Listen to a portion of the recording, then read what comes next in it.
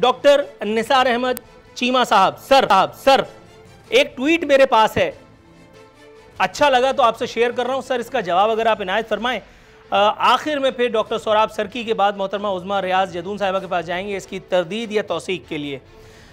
लिखने वाला दिलजला लिखता है कि तारीख में 2 मशीनें हमेशा याद रखी जाएंगी, एक बाजी की सिलाई मशीन, दूसरा भाई की वोटिंग मशीन।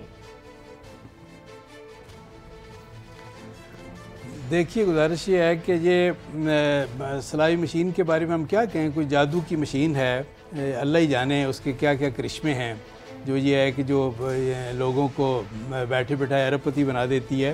ये काश कि इस तरह की कोई छोटी मोटी मशीन जो है वो कोई कौम को भी मिल जाती, गरीब लोगों को भी मिल जाती है। यानी है कि कौम के लिए तो मजालिम ही हैं, बम ही हैं महंगाई और बेरोज़गारी के आए दिन, यानी ये कि असर इनको सिलसिला ख़त्म ही नहीं होता। अवाम की चीखें इन्होंने निकलवा दी, अवाम की आहें इनको सुनाई नहीं देती। कई बार मैं पूछ चुका हूँ कि कितनी आहों से कलेजा तेरा ठंडा होगा।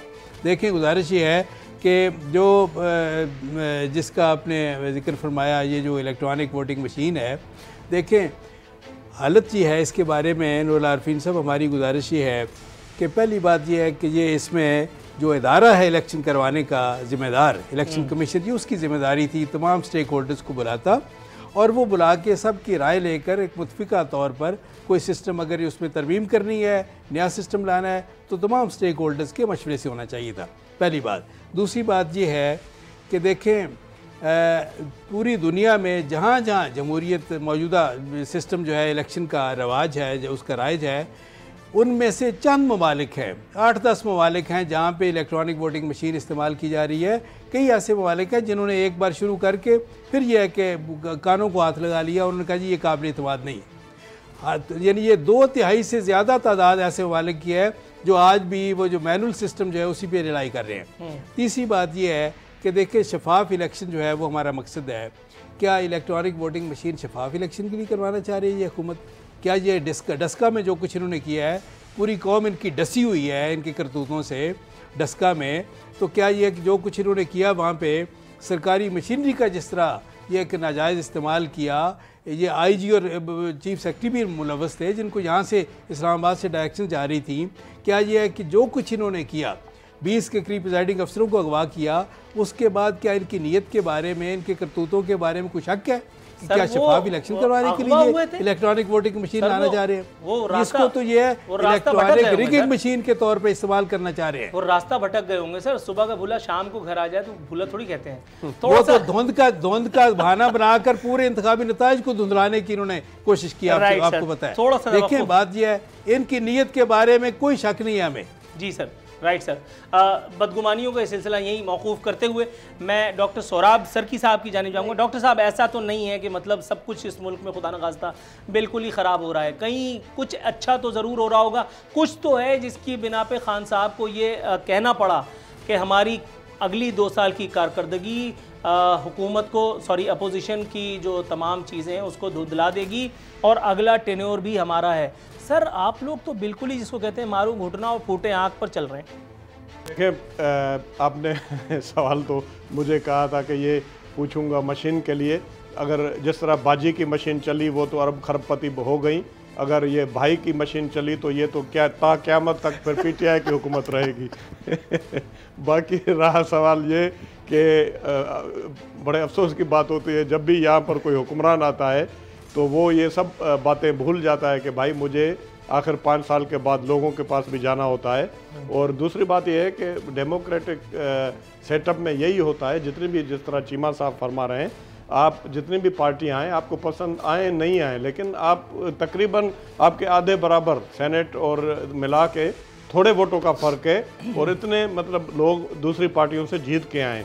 आप जिस तरह भी जीतते हैं उस बहस में नहीं जाते हैं, लेकिन आप अगर उनको ऑन बोर्ड नहीं लेंगे और सब पार्टियों को साथ मिला के आगे नहीं चलेंगे तो ये जो इलेक्शन है फिर वो उसको कौन मानेगा। और जो आप ये कह रहे हैं कि आप, मैं छोटी सी मिसाल दे दूं, शहीद जुल्फ़िकार अली भुट्टो साहब जब 73 का आइन लेकर आए, एक पार्टी वाला जो बंदा था उनसे भी उन्होंने नेगोशिएशन की, सब आपसे बातचीत करने के लिए तैयार थे, सब पार्टियां बैठने के लिए तैयार थीं।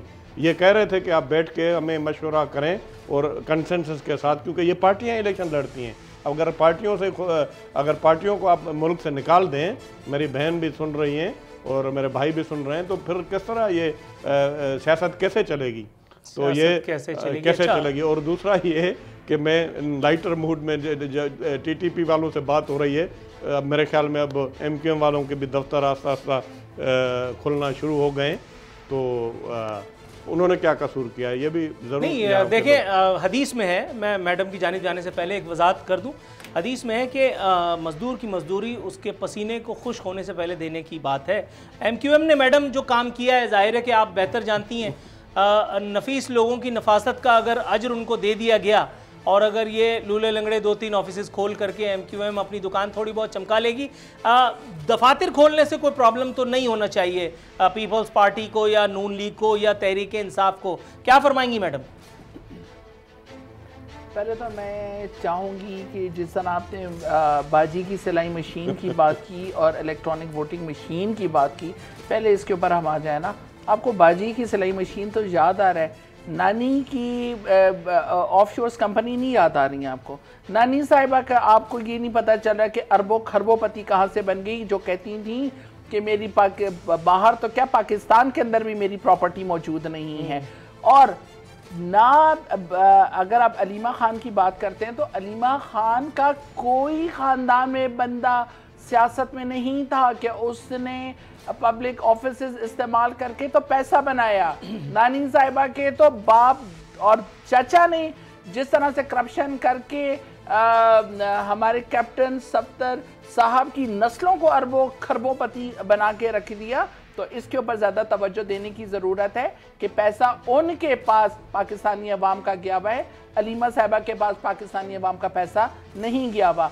दूसरी बात यह है कि जो इलेक्ट्रॉनिक वोटिंग मशीन पे आज सारे ऑब्जेक्शन कर रहे हैं, पूछे ना आप निसार चीमा साहब से, क्यों नवाज शरीफ साहब ने इलेक्ट्रॉनिक वोटिंग मशीन के ऊपर काम करना नहीं शुरू किया था? 15 साल पहले इलेक्ट्रॉनिक वोटिंग मशीन के ऊपर काम करना शुरू हुए जी। और इसके लिए इलेक्शन कमीशन ने खास तौर पे IT का शोबा वहां पे बना के रखा है। ये नहीं है कि इलेक्ट्रॉनिक वोटिंग मशीन पे अभी काम हुआ है और जी ये इन लोगों को पता नहीं है। पीपल्स पार्टी भी इसको सपोर्ट करती थी 15 साल पहले, ये आप जरा हिस्ट्री निकाल के देखिएगा। जरदारी साहब की ख्वाहिश थी इलेक्ट्रॉनिक वोटिंग मशीन आए, नवाज शरीफ साहब की ख्वाहिश थी इलेक्ट्रॉनिक वोटिंग मशीन आए, लेकिन इन्हें RO के इलेक्शन पसंद थे। इन्हें डब्बे उठा के एंड टाइम पे लेकर जाके उसको अपनी मर्जी के वोटों से भरना इन्हें अच्छा लगता है। तो ये नहीं चाहते कि जिस तरह से दुनिया टेक्नोलॉजी की तरफ जा रही है, इसी तरह से इलेक्शन कमीशन को भी टेक्नोलॉजी की तरफ लेकर आया जाए और यहाँ पे टेक्नोलॉजी का इस्तेमाल किया जाए। बात जब होती है हेल्थ सेक्टर के अंदर आप टेक्नोलॉजी इस्तेमाल कर रही हैं, वहाँ पे टेक्नोलॉजी इस्तेमाल ना हो तो आप लोग गवर्नमेंट को ब्लेम करें। एजुकेशन सेक्टर के अंदर टेक्नोलॉजी इस्तेमाल हो रही है, बाकी तमाम शुबा है ज़िंदगी में टेक्नोलॉजी इस्तेमाल हो रही है, तो क्यों नहीं इलेक्शन कमीशन के अंदर क्यों नहीं होती? और इलेक्शन कमीशन इस वक्त नेशनल असेंबली और सेनेट ये सुप्रीम इदारे हैं और यहाँ पे लॉज बनते हैं, यहाँ पे कानून बनते हैं, यहाँ पे लेजिस्लेशन होती है और इसको इम्प्लीमेंट करना होता है कि आप इसको इम्प्लीमेंट करें। हमने हर वो काम करना है। हमें इलेक्शंस पे देखिए 2017 से इलेक्शन के ऊपर हमेशा बात की जाती है कि जी ये हो गया वो हो गया, इलेक्शन जो जीत गया वो ठीक है, जो हार गया उसने इलेक्शन को मुस्तरद कर दिया। हमें था, हमने 4 हलकों की पार्लियामेंट की तो सिर्फ पार्लियामेंट को तो सिर्फ कर दे इलेक्ट्रॉनिक। बात सुनने ना मैडम जल्दी से आप वाइंड अप कीजिए, मैडम वाइंड अप कीजिए प्लीज। एक मिनट पार्लियामेंट सिर्फ पार्लियामेंट को इलेक्ट्रॉनिक कर दें, पार्लियामेंट सर नेशनल असेंबली। जी मैडम प्लीज वाइंड अप।